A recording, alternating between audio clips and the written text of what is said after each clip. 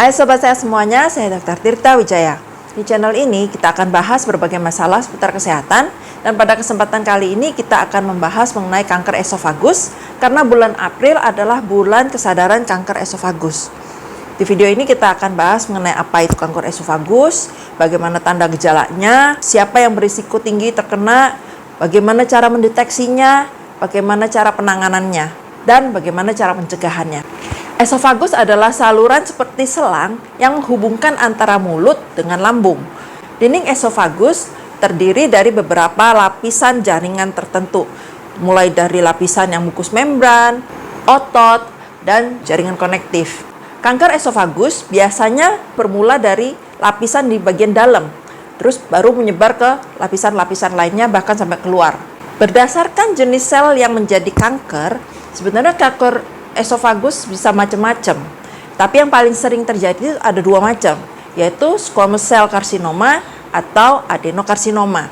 Squamous cell carcinoma adalah kanker yang terjadi pada sel-sel yang squamosa, yaitu yang tipis, pipih yang melapisi esofagus. Kanker ini biasanya terjadi di esofagus yang bagian atas. Sedangkan adenokarsinoma adalah kanker yang mengenai sel-sel yang menghasilkan cairan atau mukus, jadi mengsekresikan ya. Dan ini biasanya terjadi cenderung di bagian bawah yang lebih dekat ke lambung.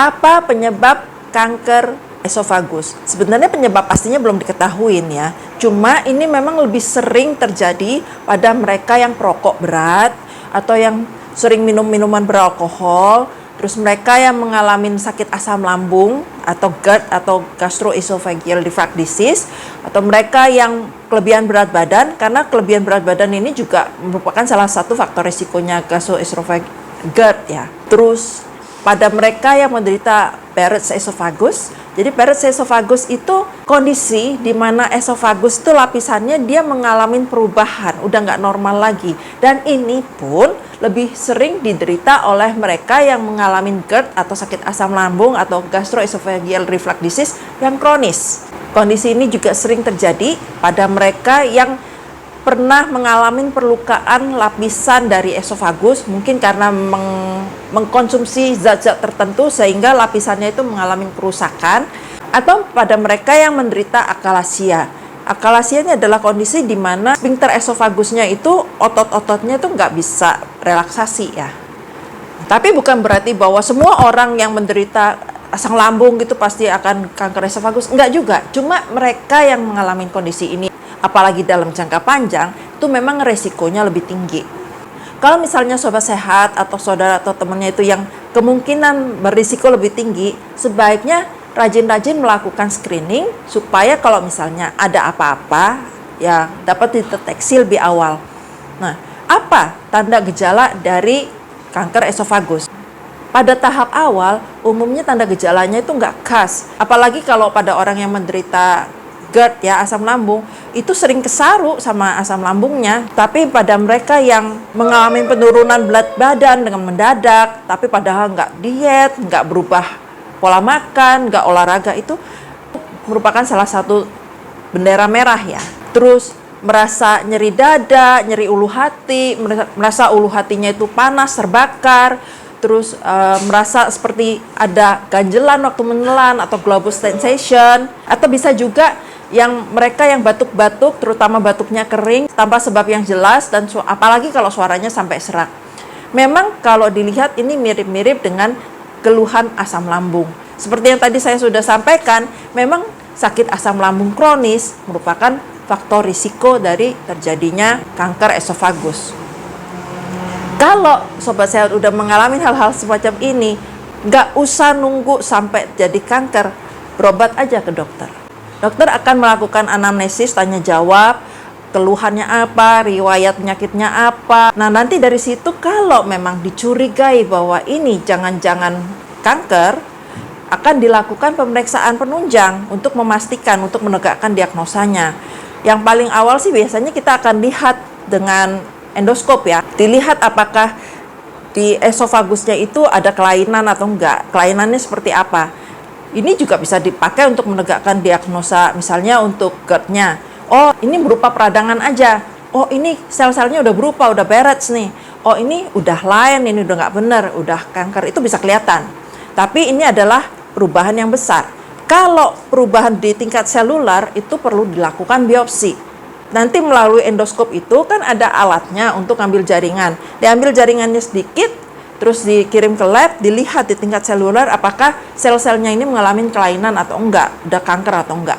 Setelah dipastikan bahwa ini kanker atau bukan, dokter juga perlu memastikan stagingnya, stadium berapa ini kankernya. Karena penanganan kanker selain tergantung pada jenis kankernya, juga tergantung pada stage-nya. Penentuan stage ini umumnya dilakukan dengan melakukan scanning seluruh tubuh. Jadi untuk melihat sejauh mana kankernya ini sudah menyebar.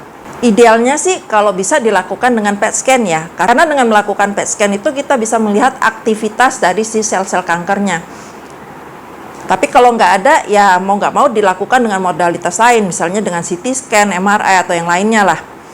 Kanker esofagus terdiri dari stadium 0, 1, 2, 3, dan 4. Untuk stadium 1 itu berarti udah ada kankernya. Kankernya tapi masih ada di lapisan yang paling superficial aja, belum kemana-mana itu. Sedangkan stadium 2 itu berarti kankernya sudah masuk ke lapisan yang lebih dalam dan mungkin juga udah menyebar ke kelenjar getah bening yang di dekatnya. Pada stadium 3 ini kankernya sudah invasif sampai ke seluruh lapisan esofagus, dinding esofagus, bahkan juga mungkin ke organ-organ yang di sekitarnya. Dan jumlah kelenjar getah bening yang terlibat juga mungkin lebih banyak. Sedangkan yang stadium 4 itu adalah kanker yang sudah metastasis, sudah menyebar ke organ-organ yang jauh. Penentuan jenis kanker dan stagingnya ini penting untuk dilakukan dua-duanya. Jadi nggak bisa tuh pasien bilang, oh saya nggak mau di biopsi, saya mau di PET scan aja. Enggak, dua-duanya itu perlu dilakukan supaya kita bisa tahu terapi apa sih yang paling cocok, yang paling memberikan hasil yang kemungkinan paling baik untuk pasien.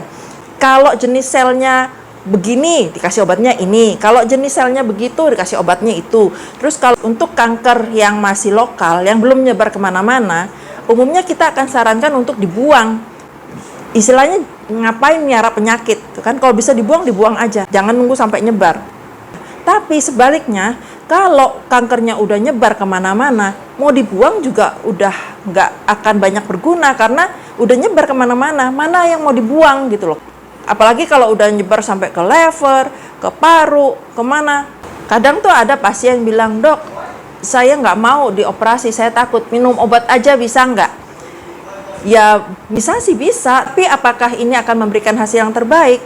Itu lain urusannya.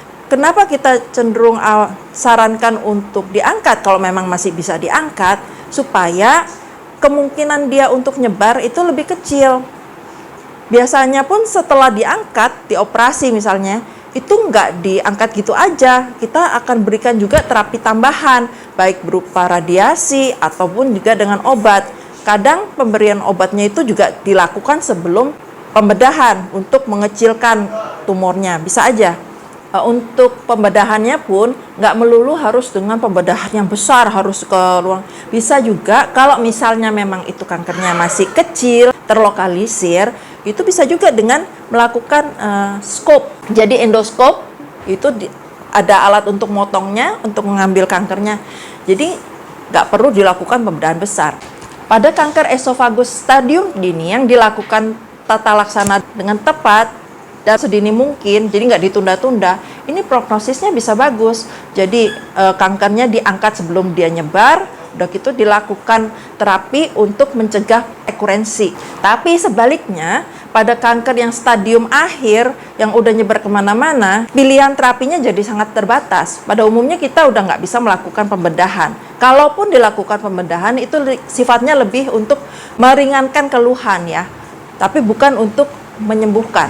Obat-obat yang diberikan pun itu ya istilahnya untuk memperpanjang aja, untuk mengontrol kondisinya. Jadi tujuan pengobatannya bukan lagi untuk menyembuhkan. Jadi alangkah baiknya dilakukan pemeriksaan screening rutin, terutama pada mereka yang berisiko tinggi, supaya kalau misalnya terjadi kanker dapat terdeteksi sedini mungkin, supaya bisa dilakukan tindakan sedini mungkin. Nah, itu adalah pengobatannya. Lalu bagaimana pencegahannya? Pencegahannya tentu ya dengan menghindarkan faktor-faktor risikonya. Kan seperti yang saya bilang tadi, mereka yang merokok atau mengkonsumsi alkohol itu lebih tinggi risikonya untuk terkena kanker esofagus. Ya, pencegahannya jangan merokok, jangan mengkonsumsi minuman beralkohol. Terus kalau mereka yang sering menderita sakit asam lambung, GERD, itu ya dilakukan hal-hal untuk mengendalikan kondisinya supaya jangan sering GERD lagi, kalau bisa berhenti. Yang bisa dilakukan antara lain dengan menurunkan berat badan sampai ke batas yang ideal. Jangan mengonsumsi makanan-makanan yang memicu sekresi asam lambung berlebih. Udah gitu jangan pakai pakaian yang ketat-ketat di leher, di dada, di perut, di pinggang.